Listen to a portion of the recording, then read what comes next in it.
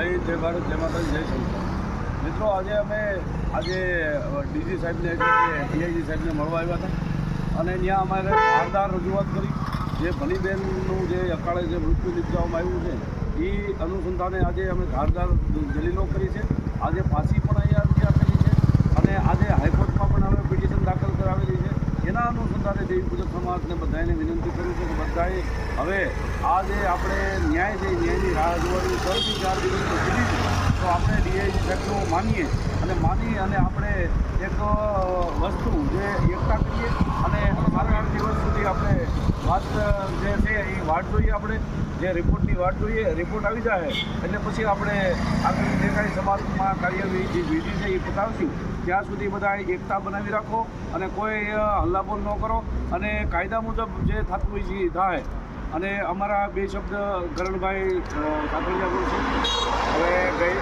ગઈ રાત્રિના અમે નીકળી ગયા હતા. જોકે ઘણા લોકોને કહે કે ખબર નથી, પણ આજરોજ અમે ગાંધીનગરની અંદર આવ્યા છે અને ડીએસપી ની સાથે રજૂઆત કરી, પિટિશન આપણે દાખલ કરાવી અને આજે દીપકભાઈના જોરદાર બધા શબ્દો લાગ્યા. અને હવે હું એક જ વસ્તુ કહું છું કે હવે દેવી પૂજક સમાજને જાગૃત બનવાનું છે.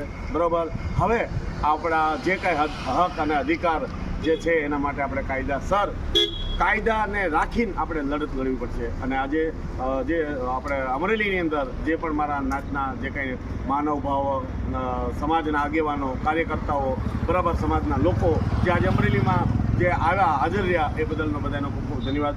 અમારે ભાઈ સુરેશભાઈ પણ આવ્યા છે અને આપણે હરીશભાઈ. સુરેશભાઈ 2 શબ્દ બોલો. આપણે સૌ મિત્રો દેવી પૂજક સમાજ સૌ સાથે રહ્યો અને અમારા કરણભાઈ, દીપકભાઈ સાથે રહીને જે આપણે ગાંધીનગર ડીઆઈજીને મળ્યા અને જે આપણે પિટિશન દાખલ કરાવી એ દીપકભાઈ અને કરણભાઈ દોનો સાથે રહીને આ કામ કર્યું છે અને સૌ સાથે રહ્યો તો આપણો ન્યાય જરૂર મળશે. ગરીબને ન્યાય જરૂર મળશે. કોઈ કુતૂહલ કરવાની જરૂર નથી અને એની પિટિશન દાખલ કરીશું. કાયદેસર જે જવાબદારીવાળો ડૉક્ટર છે એને જરૂરમાં જરૂર સજા અપાવીશું અને ત્યાં સુધી અમે જંપીશું નહીં, ત્યાં સુધી ડેડ બોડી સ્વીકારીશું નહીં. જય હિન્દ, જય ભારત, જય માતાજી, જય સંસ્થા. આ ગાંધીનગર